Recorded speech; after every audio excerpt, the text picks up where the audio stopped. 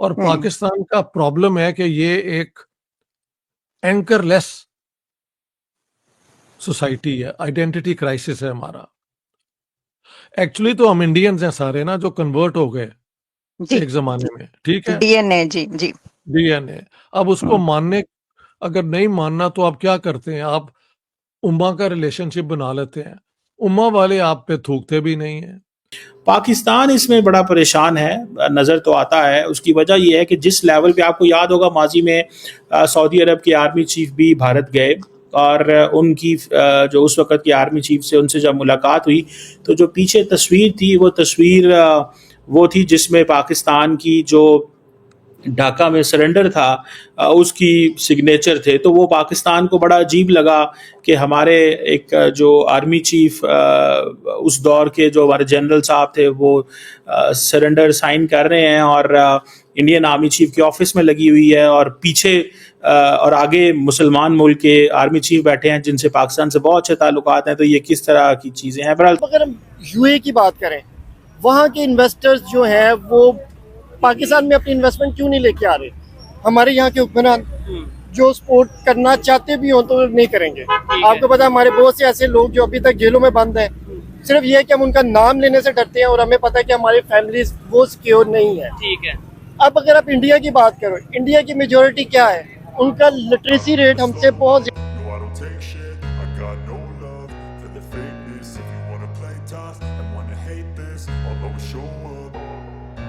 I don't ever slow up, no I don't take shit. I got no love for the fakeness. If you wanna play tough and wanna hate this, I'll always show up and make a statement. I don't ever slow up, no I don't take shit.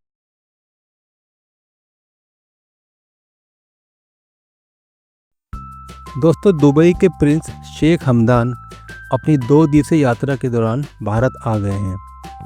उनके साथ साथ कई वरिष्ठ सरकारी अधिकारी और एक उच्च स्तरीय व्यापार प्रतिनिधिमंडल साथ आया है। दोस्तों, कुछ समय पहले भारत के प्रधानमंत्री नरेंद्र मोदी जी ने उनको आमंत्रित किया था। उसी को स्वीकार करते हुए उन्होंने तुरंत अपनी यात्रा का ये प्रोग्राम बनाया है।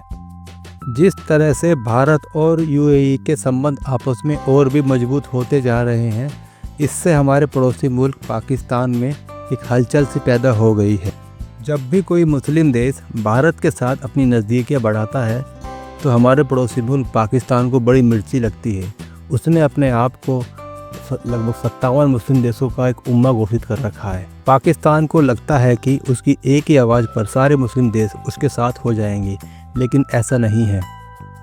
कुछ मुस्लिम कंट्रीज़ को छोड़कर लगभग सभी मुस्लिम देश भारत के साथ अपने रिश्ते बेहतर बनाना चाहते हैं। अब चूँकि भारत एक बहुत ही उभरती हुई इकोनॉमी है, तो हर कोई इसी से अपना फ़ायदा लेना चाहता है और भारत के साथ व्यापार करना चाहता है। पाकिस्तानी एक्सपर्ट इसे भारत की बड़ी सफलता के रूप में देख रहे हैं।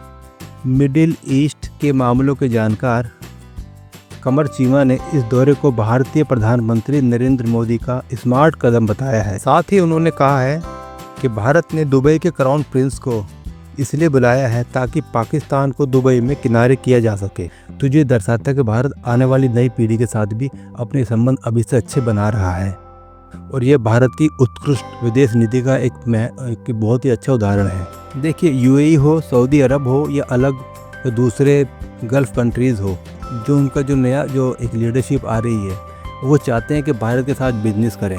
दोनों मुल्कों का फ़ायदा है, और उन साथ में ये भी समझ आ गया है कि पाकिस्तान उन्हें केवल मजहब का चूरन भेजता है, बाकी पाकिस्तान तो एक डूबता हुआ जहाज़ है। तो यही कारण है कि अब वो भारत के साथ अच्छे और मधुर संबंध बनाना चाहते हैं। वैसे इस भारत के इस स्टैंड के बाद पाकिस्तान की विदेश नीति की निंदा हो रही है। जिस समय यूएई ने अपने देश में हिंदू मंदिर बनाने की अनुमति दी, तो उस समय पाकिस्तान ने बहुत विरोध किया था, लेकिन वो विरोध धरा का धरा रह गया।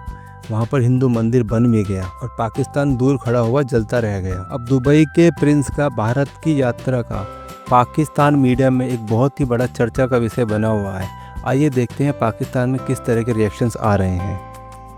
देखिए, ये दौरा जो दुआ वो बड़ा इम्पॉर्टेंट है इस सेंस में कि आपको पता है कि पाकिस्तान की बड़ी कोशिश रही है कि हम जो मिडल ईस्टर्न ममालिक हैं उनके साथ अपनी डिफेंस पार्टनरशिप जो है वो बड़ी मजबूत रखें। लेकिन with the passage of time वो सारी की सारी जो अरब ममालिक का जो शिफ्ट है वो भारत की तरफ नज़र आ रहा है। और अगर आप देखें कि अभी जो सऊदी अरब दुबई के जो क्राउन प्रिंस हैं दुबई के, और डेप्टी प्राइम मिनिस्टर भी हैं, मिनिस्टर ऑफ डिफेंस भी हैं, इंपॉर्टेंट पोजीशन है उनकी, और उनको बहुत ज़्यादा इंडिया के अंदर अहमियत दी गई है। वज़ीर आज़म स्पेशली जो हैं नरेंद्र मोदी उनको बड़े इम्पोर्टेंट गिफ्ट दे रहे हैं, ख़ास तौर पे उनको एक वो जिसे समझ लें कि एक घोड़ा जो है वो उनको गिफ्ट किया गया है। वो उनकी आप समझ लें कि क्योंकि अरबों को ज़रा घोड़ों की बड़ी होती है, तो उन्होंने एक स्टैचू दिया है महाराणा प्रताप लेजेंडरी हॉर्स। तो एक तो वो उसका स्टैचू दिया है, दूसरा जो है वो मोदी साहब को भी उन्होंने अपनी कोई चीज़ें दी हैं। सो बड़ी एक बड़ा कॉर्डियल सा वो रिलेशन नज़र आ रहा है। शेख हमदान पहुंचे हैं वहां पर इंडिया में, कह रहे हैं कि उनको ग्रैंड वेलकम भी किया गया है। मोदी साहब का उनके साथ बड़ा पर्सनल एक मुलाकात है, फिर वर्किंग उनके साथ लंच डिनर, फिर उनकी डॉक्टर जयशंकर के साथ मुलाकात है, राजनाथ सिंह के साथ उनकी मुलाकात है। तो कह रहे हैं कि ये एक ऐसे सिनेरियो में कि जिस वक्त अभी आपको पता है टैरिफ्स के काफी चल रहा है चक्कर और दुनिया भर पर टैरिफ्स लग रहे हैं, तो यूएई के साथ तो ऑलरेडी मेरा ख्याल है कि $40 बिलियन से ऊपर की ट्रेड है इंडिया की। तो इस वक्त इनका आप क्या देख रहे हैं कि ये विजिट बहुत अहम है, और ये इकोनॉमी के उस पे आप समझ रहे हैं या डिफेंस सेक्टर में आप समझ रहे हैं कि इनके ज्यादा इंपॉर्टेंट है ये विजिट? लेट मी कन्फेस कि इस एंगल को मैंने कोई ज्यादा अपनी नजर इस पे नहीं डाली हुई। ये होता रहता है, लेकिन अगर वो क्राउन प्रिंस आए हुए हैं और इनको उनके लिए इतनी ज्यादा एहतमाम किया जा रहा है, तो ऑब्वियसली उसकी एक इकोनॉमिक डिमेंशन तो जरूर होगी, और उसमें अगर कोई डिफेंस वाली बात भी हो रही है तो वो एक इंटरेस्टिंग डेवलपमेंट है। अच्छा, क्योंकि आप देखें यूएई और इजराइल का लिंक जो है वो एक खास तौर पे एग्जिस्ट करता है। हाँ, और you know under Modi India is very pro Israel and pro Netanyahu. जी, तो हो सकता है उस एंगल से भी कोई एक नई स्ट्रेटजी बन रही हो। अगर हम यूए की बात करें, वहाँ के इन्वेस्टर्स जो हैं वो पाकिस्तान में अपनी इन्वेस्टमेंट क्यों नहीं लेके आ रहे? हमारे यहाँ के हुक्मरान जो सपोर्ट करना चाहते भी हों तो नहीं करेंगे। आपको पता है हमारे बहुत से ऐसे लोग जो अभी तक जेलों में बंद हैं, सिर्फ ये है कि हम उनका नाम लेने से डरते हैं, और हमें पता है कि हमारी फैमिलीज वो सिक्योर नहीं है। ठीक है। अब अगर आप इंडिया की बात करो, इंडिया की मेजोरिटी क्या है? उनका लिटरेसी रेट हमसे बहुत ज्यादा है। ठीक है, वहाँ की कम्युनिटी आपको कहीं पे भी आप देख लें, इंडियंस कम्युनिटी हर जगह पे इन्वॉल्व है। वो चाहे कुछ भी ना करे, वो अपनी इन्वेस्टमेंट हर जगह पे लेके आ रही है, और वो सारी इन्वेस्टमेंट थ्रू हम मिडिल ईस्ट के साथ करवा रहे हैं। अब शेख हमदान अगर वो इंडिया में आ रहा है, आ गया, अगर वो आ गया है तो उसकी रीज़न यही है कि उसको पता है कि मुझे इसमें जो हमें प्रॉफिट और मार्जिन है वो हमें इतना ज़्यादा मिला। नरेंद्र मोदी ने एक चेंज शिफ्ट लेके आए हैं इंडिया मुस्लिम वर्ल्ड ताल्लुकात में, कि इंडिया हमेशा हेजिटेंट रहता था कि आप मुसलमान दुनिया के करीब ना जाएं, कि ये तो पाकिस्तान ऑलरेडी वहाँ पे उसने कब्जा किया हुआ है। नरेंद्र मोदी ने उस मिथ को तोड़ा। देखिए frankly you one must admit, उन्होंने इस मिथ को तोड़ा। आज सारी की सारी जो अरब वर्ल्ड है और मुस्लिम वर्ल्ड है वो इंडिया आती है। एक तो उनको रिपब्लिक डे पे तमाम को चीफ गेस्ट बुलाते हैं, वीवीआईपी प्रोटोकॉल देते हैं, दूसरा वो उनके साथ कारोबार करते हैं, तीसरा वो पाकिस्तान के वाले से बोलते कुछ नहीं है उनके साथ। वो बड़े स्मार्ट हैं, इंडियंस बड़े स्मार्ट हैं। इंडिया जब वेस्ट में जाते हैं, यूरोप में जाते हैं, अमेरिका में जाते हैं, तो कहते हैं पाकिस्तान को असला नहीं देना।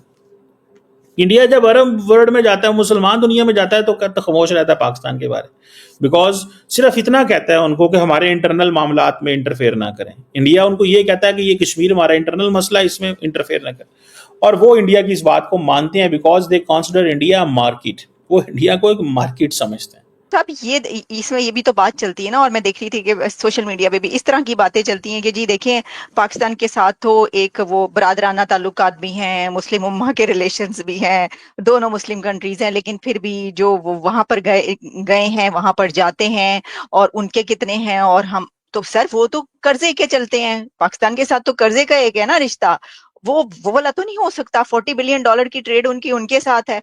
तो आप क्या इसको सेकंड करेंगे, या आप समझते हैं कि नहीं उनको जो है वो पाकिस्तान भी जाना चाहिए?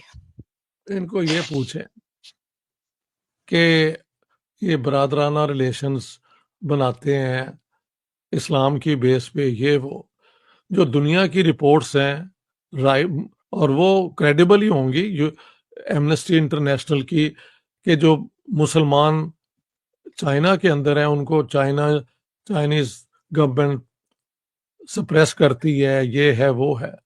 Uyghur Muslims. चाइना की तो हम गोद में बड़ी देर से बैठे हुए हैं, और वो उनकी तो आइडियोलॉजी भी ओपनली डिक्लेयर्ड एथीज्म है।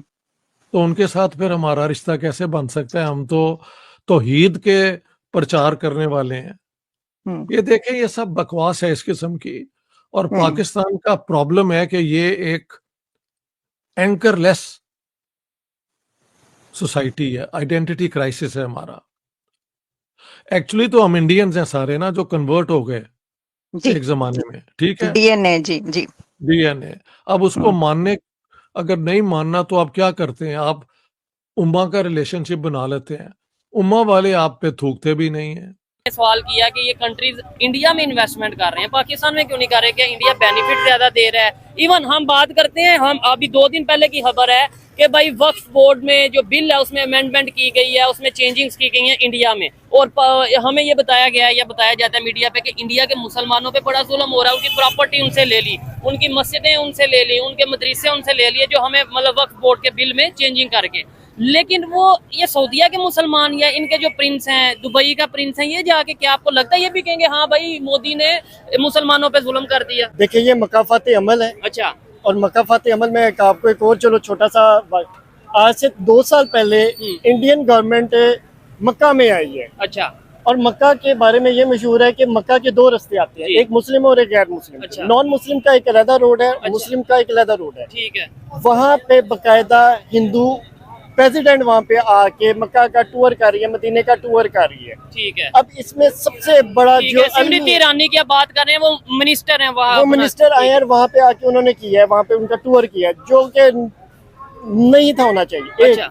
सबसे बड़ी बात, मुस्लिम लेकिन ये अलोक इसने किया कि आपको क्या लगता है इधर ऐसे ही कोई मतलब आए पाकिस्तान में आए और कराची में आके विजिट करके चला जाए, या इनवाइट किया जाता है? इनवाइट किया गया। अब इसमें जो सबसे बड़ी बात है, जरूरियात को पूरा करने के लिए हमारे पास कितनी इंडस्ट्रीज हैं? अच्छा।